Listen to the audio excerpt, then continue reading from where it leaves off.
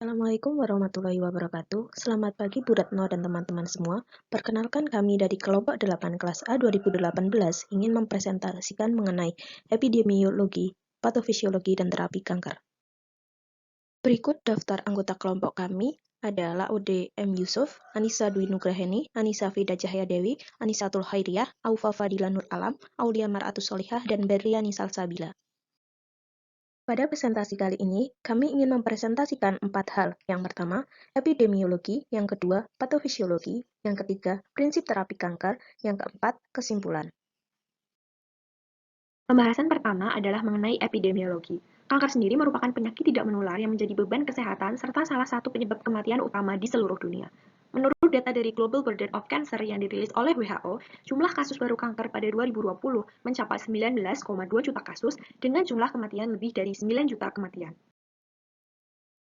Afrika memiliki lebih dari 1,1 juta kasus, Amerika Latin dan Karibia lebih dari 1,4 juta kasus, Amerika Utara lebih dari 2,5 juta kasus, Oseania dengan lebih dari 250.000 kasus, Eropa dengan lebih dari 4,3 juta kasus,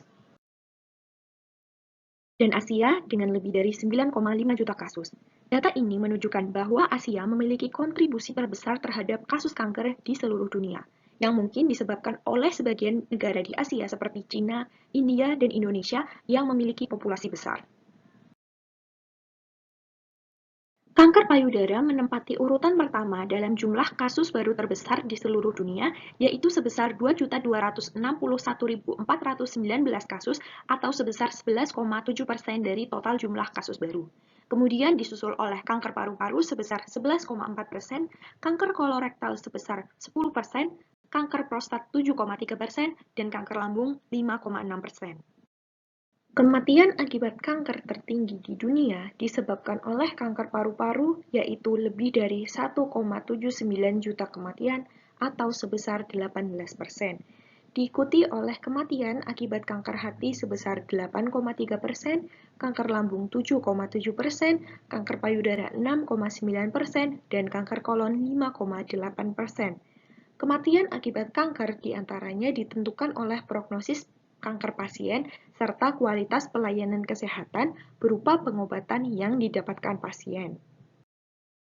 Riskesdas menunjukkan bahwa prevalensi kanker pada perempuan lebih besar dibandingkan laki-laki, yang mana pola ini terjadi baik pada Riskesdas 2013 maupun 2018. Prevalensi menunjukkan peningkatan baik pada perempuan maupun laki-laki, yaitu meningkat sebesar 0,14 persentil pada laki-laki dan 0,65 persentil pada perempuan. Di Indonesia sendiri, kanker payudara menempati urutan pertama dalam jumlah kasus baru terbesar, yaitu sebesar 65.858 kasus atau sebesar 16,6%, kemudian disusul oleh kanker serviks uterus sebesar 9,2%, kanker paru-paru 8,8%, kanker kolorektal 8,6%, dan kanker hati 5,4%. Sedangkan kematian akibat kanker yang tertinggi disebabkan oleh kanker paru-paru sebanyak 30.843 kematian atau sebesar 13,2%. Diikuti oleh kematian akibat kanker payudara 9,6%, kanker serviks uterus 9%, kanker hati 8,9%, dan kanker nasofaring 5,7%. Di Indonesia, pembedahan merupakan metode pengobatan kanker yang paling banyak dipilih oleh pasien laki-laki maupun perempuan, yaitu sebesar 48,5% untuk pasien laki-laki dan 65,3% untuk pasien perempuan. Metode lain yang lebih banyak dipilih oleh pasien laki-laki adalah metode radiasi atau penyinaran, sedangkan metode kemoterapi merupakan metode yang lebih banyak dipilih oleh pasien perempuan. Bahasan selanjutnya adalah mengenai patofisiologi kanker. The Hallmark of Cancer. Menurut penelitian oleh Hanahan dan Weinberg tahun 2000, terdapat 6 perubahan umum pada fisiologi sel yang terjadi pada sel kanker, yang mana terdapat pada gambar sebelah kiri. Kemudian, pada tahun 2011, terdapat penelitian yang menunjukkan bahwa terdapat 2 hal tambahan pada ciri khas kanker yang terlibat dalam patogenesis beberapa bahkan mungkin semua kanker. Yang pertama adalah melibatkan kemampuan untuk memodifikasi atau memprogram ulang metabolisme sel, guna mendukung proliferasi neoplastik. Yang kedua adalah menyebabkan sel kanker dapat menghindari immunological destruction, khususnya oleh limfosit B dan T, makrofag dan natural killer cell, yang mana keduanya diberi label sebagai emerging hallmark. Selain itu, terdapat pula dua karakteristik dari neoplasia yang memfasilitasi core and emerging hallmark, yaitu ketidakstabilan genom dan mutasi yang memberikan perubahan genetik pada sel kanker, dan yang kedua adalah tumor promoting inflammation. Di tahun 2010 menggambarkan the hallmark of cancer sebagai traffic light analogi. Yang pertama adalah immortality atau pembelahan sel secara terus-menerus. Seperti kita tahu bahwa sel normal itu memiliki kapasitas tertentu untuk melakukan pembelahan, sedangkan pada sel kanker, kapasitasnya tak terkendali untuk melakukan pembelahan. Sel kanker akan mempertahankan panjang telomernya tanpa kehilangan pasangan basa DNA dengan cara mengaktifasi enzim telomerase. Yang kedua adalah produce go signal, mempertahankan growth signal oncogen. Sel normal membutuhkan growth signal untuk melakukan pembelahan. Jika growth signal tidak ada, maka sel akan berada dalam keadaan istirahat dan tidaklah. Sedangkan pada sel kanker, terdapat protein mutan, protein oncogen yang meniru sinyal pertumbuhan normal atau protein proto-oncogenik. Transformasi proto-oncogen menjadi oncogen dapat terjadi karena beberapa faktor, seperti mutasi, penataan ulang kromosom, insersi virus, amplifikasi gen, dan lain-lain. Hal ini menyebabkan sel tumor menjadi independen dari sinyal pertumbuhan eksternal dalam microenvironment jaringan normal. Jadi, sel tumor itu akan aktif melakukan proliferasi tanpa bergantung pada faktor pertumbuhan. Pertumbuhan yang otonom ini menyebabkan pertumbuhan yang tidak terkendali dan dapat meningkatkan kemungkinan mutasi lanjutan pada genom sel. Yang ketiga adalah right stop sinyal, yaitu dengan cara mengabaikan anti-growth sinyal, yaitu tumor suppressor gen. Sebelum melakukan pembelahan, sel normal itu akan melakukan monitor terhadap lingkungan internal dan eksternal untuk memastikan kondisi tersebut ideal untuk melakukan mitosis. Sinyal ini akan menentukan apakah sel akan membelah, menjalani istirahat, memasuki fase postmitosis, atau merusak dirinya. Sedangkan pada sel kanker itu akan menghindari anti-growth sinyal, sehingga memungkinkan sel itu untuk terus tumbuh dan juga berproliferasi. Tumor suppressor gen merupakan sekelompok besar gen yang dia itu mengkode protein yang secara normal akan menghalangi pembelahan sel. Mutasi pada gen ini akan menyebabkan hilangnya fungsi dari tumor suppressor gen, yang mana akan menyebabkan sel tersebut terus aktif membelah meskipun terdapat DNA yang rusak. Contoh dari tumor suppressor gen adalah protein RB dan P53. Menghindari peristiwa apoptosis. Apoptosis merupakan program bunuh diri intraseluler yang dapat terjadi melalui dua jalur utama, yaitu jalur intrinsik sebagai contoh dipicu dengan DNA rusak dan jalur ekstrinsik sebagai contoh dipicu oleh pengaktifan death reseptor. Sedangkan untuk sel kanker dapat melewati proses apoptosis tersebut. Metode paling banyak yang terjadi adalah dengan melibatkan mutasi dari P53 tumor suppressor gen yang dapat menyebabkan hilangnya regulator apoptosis. Sedangkan untuk mekanisme detail terkait dengan peristiwa apoptosis suatu sel dapat dilihat melalui gambar di samping. Selanjutnya adalah assuring blood vessel growth atau angiogenesis dan metastasis. Begitu juga dengan sel tumor. Mereka membutuhkan oksigen dan nutrisi untuk bertahan dan tumbuh. Sel tumor sendiri sangat unik karena dapat mengaktifkan angiogenesis melalui pelepasan pro-angiogenetic factor seperti VEGF atau vascular endothelial growth factor untuk pertumbuhan mereka atau menyebar ke jaringan lain. Berikut adalah karsinogenesis pada kanker kolorektal.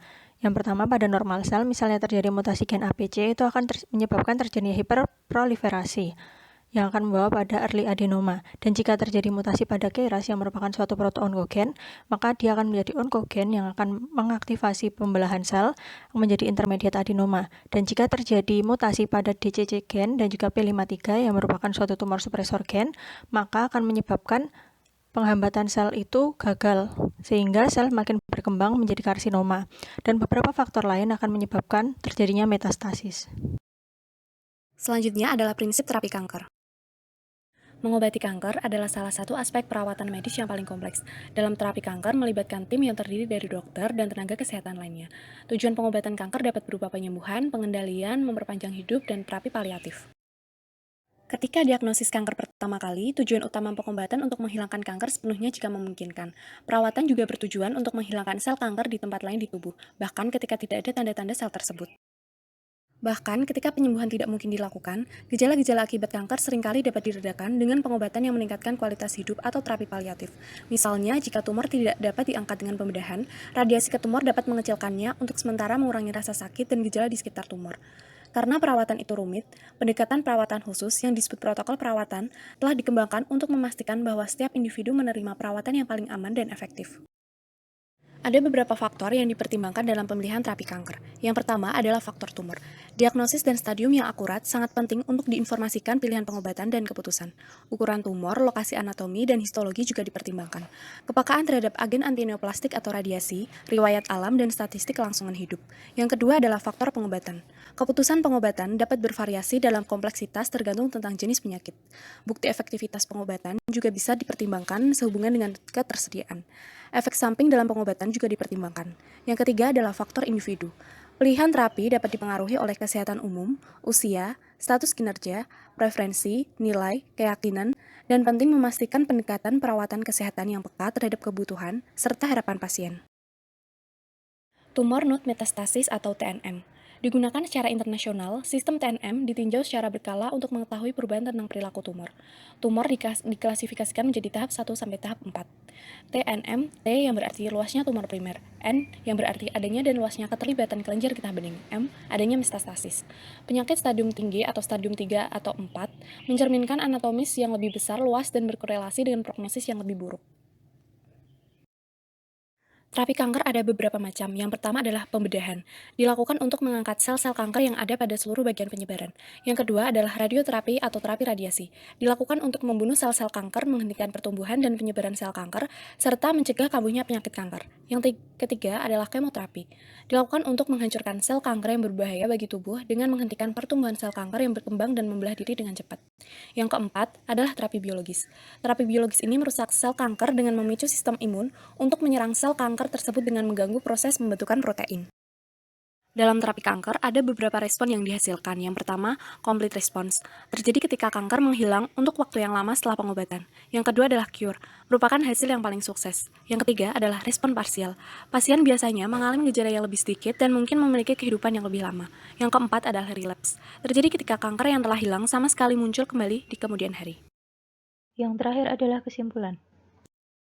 Berdasarkan pemaparan yang telah kami sampaikan, maka dapat disimpulkan bahwa jumlah kasus kanker di dunia sangat tinggi per 2020, yaitu mencapai angka 19,2 juta dan jumlah kematian sebesar lebih dari 9 juta. Pengobatan kanker merupakan aspek perawatan medis yang paling kompleks, maka dari itu perlu memperhatikan pertimbangan berbagai faktor untuk memperoleh terapi kanker yang tepat dan aman sehingga efektif untuk setiap individu.